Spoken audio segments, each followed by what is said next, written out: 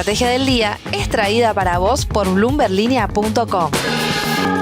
Muy buenos días, estrategas. Soy Francisco Aldaya, editor de bloomberlinia.com, y hoy les voy a contar las 3 noticias más importantes para que arranquen su día. Además, Tomás Carrió con el cierre de la semana. Como siempre, no se olviden de darle clic al botón para seguir a este podcast, de compartir este capítulo, de activar las notificaciones y si te gusta lo que hacemos acá de lunes a viernes, ¿por qué no darnos un 5 estrellas?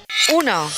Pampa Energía confirmó ayer su intención de jugar un rol protagónico en la exportación de gas natural licuado desde la Argentina, capitalizando así su fuerte presencia en Vaca Muerta. En su llamada para comentar los resultados del segundo trimestre de 2024, la empresa reportó una ganancia neta de $99 millones, que fue 40% menos que el mismo periodo de 2023 y que estuvo por debajo de las expectativas de los analistas. Sin embargo, sus acciones subieron más del 10% en Nueva York y los inversores evidentemente se concentraron más en el aumento del 37% en la producción de gas y un crecimiento interanual del 8% en ventas que alcanzaron los $500 millones. La compañía destacó también que su EBITDA ajustado subió un 30% interanual, alcanzando los $288 millones, mientras que la deuda neta de la empresa cayó un 12% interanual. Aunque las ventas fueron inferiores a las estimaciones, la empresa destacó un margen bruto de $24,7 por megavatio de electricidad por hora, reflejando así el impacto positivo de las subas tarifarias.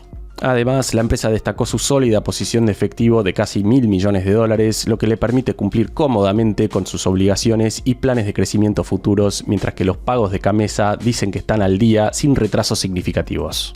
2.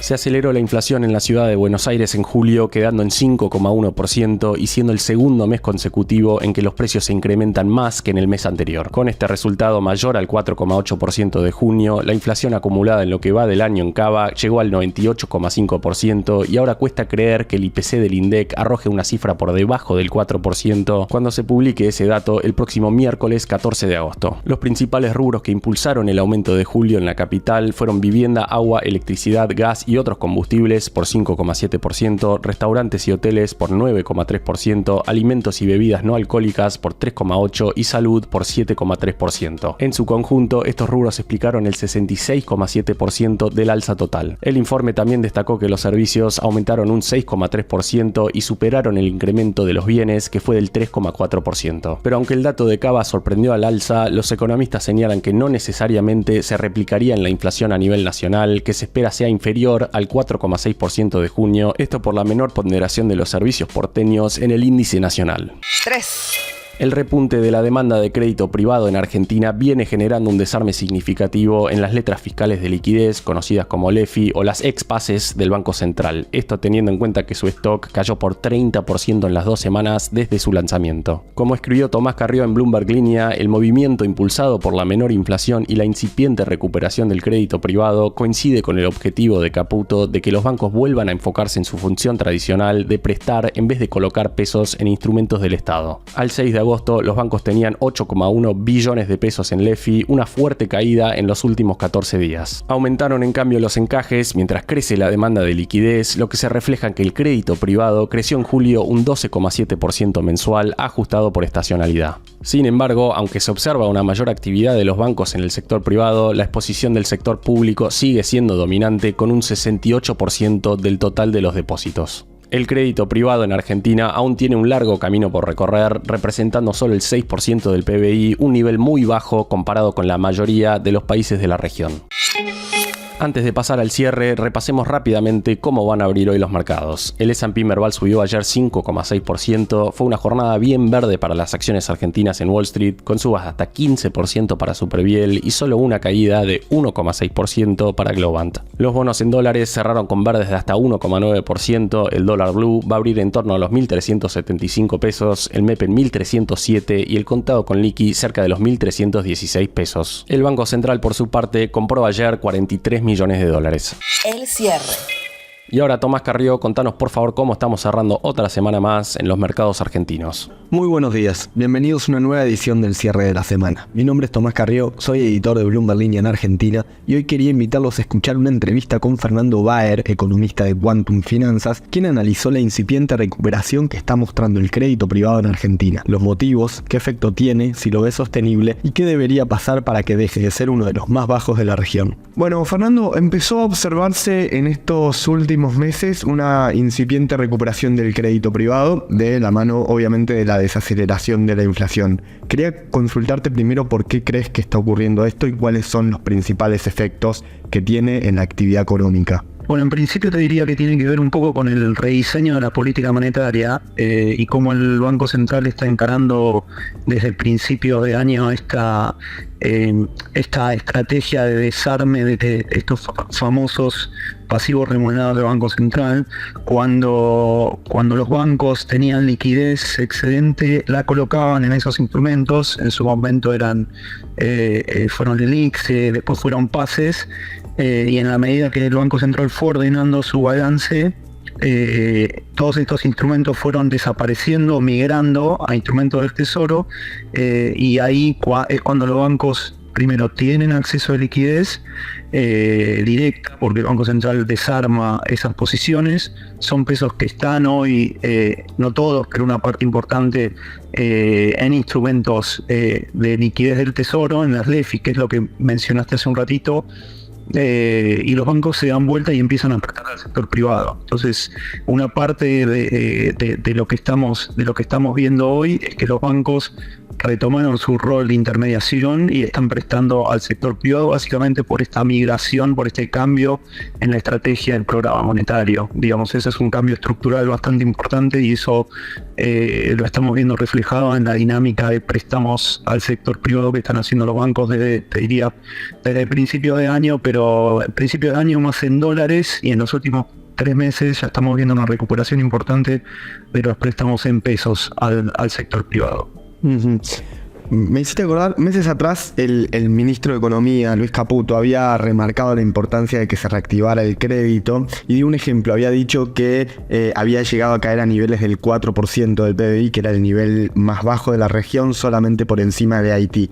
¿Crees que ahora están dadas las condiciones para que, como dijo Caputo, los bancos vuelvan a trabajar de bancos?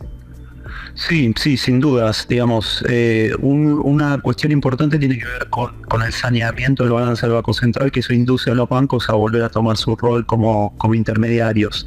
Y la otra tiene que ver con esta idea de que las tasas de interés se empiezan a mover más libremente. O, digamos, antes tenías líneas de crédito a tasa subsidiada, tenías pagos mínimos, que una tasa mínima para remuneración de depósitos a plazo fijo. Digamos, había toda una serie de regulaciones que hacían que los bancos se les dificultase trabajar, digamos, como bancos, como tradicionalmente son.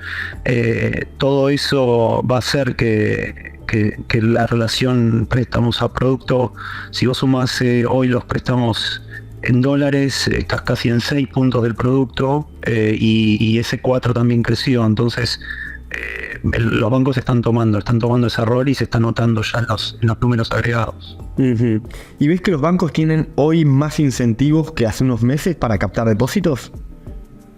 Sí, en la medida que no tengan una tasa, por eso mencionaba la tasa mínima. Si el banco tuviese una tasa mínima, ahí el problema es que tiene que darse vuelta y tiene que cobrar eventualmente una tasa más alta, y no necesariamente son las tasas de mercado. Entonces ahí hay toda una dinámica que se rompe entre fondeo y colocación. En la medida que las tasas se mueven más libremente, hay una cuestión de oferta y demanda de crédito, y los bancos se adaptan muy rápido a esa situación.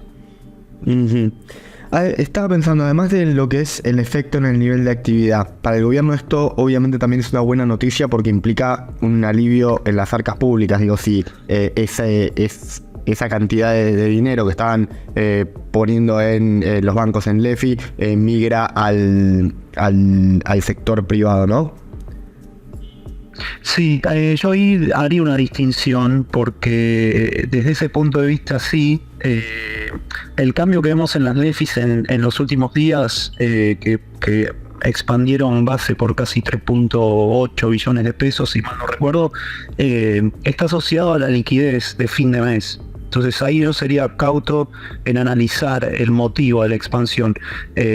Lógicamente esa expansión hoy viene dada por un aumento de la demanda de dinero, por eso los bancos le piden le venden las LEFIs al central, y el central la liquidez, pero eso está asociado en esta instancia, en esta etapa del mes, con la mayor demanda estacional, que se da todos los principios de mes. Entonces desde ese punto de vista no levantaría el punto de pensar que los bancos ya están prestando dinámicamente y entonces le están pidiendo al Banco Central que le compre las LEFI porque necesitan más liquidez para salir a prestar. Sí es cierto que hay una fuerte expansión, digamos, en términos históricos.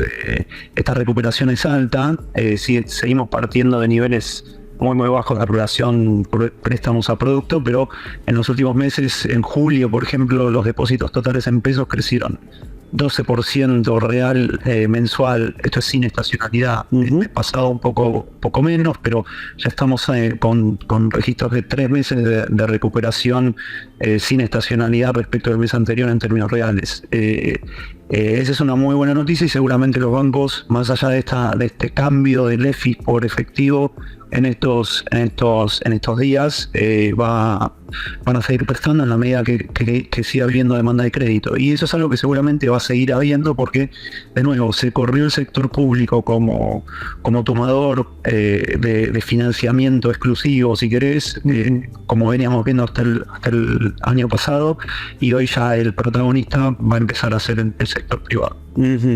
Te hago la última consulta relacionada justo a esto que estás mencionando. Viene mejorando, pero la exposición de bancos al sector público todavía está rondando algo así como el 70%, ¿no? Quería consultarte cuáles crees que serían niveles más saludables.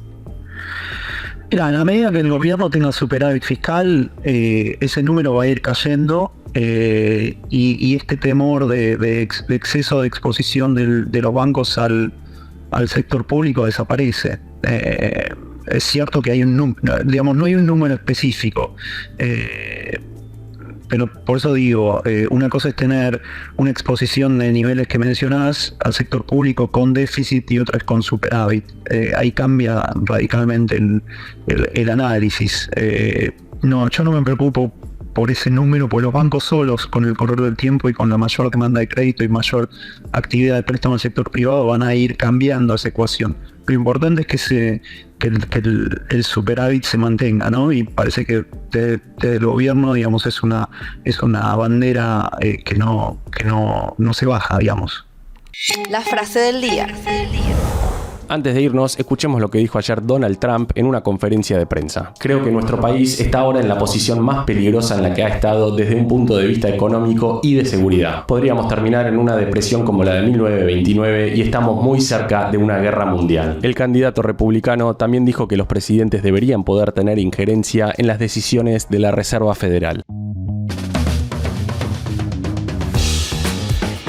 Esto fue un nuevo capítulo de la Estrategia del Día Argentina. Yo soy Francisco Aldaya, editor de Bloomberg Línea, y me puedes seguir en Twitter en @franaldaya. No se olviden de darle clic al botón para seguir a este podcast y a la campanita para que se enteren al instante cada vez que sale un capítulo de lunes a viernes. Espero que tengas una gran jornada productiva.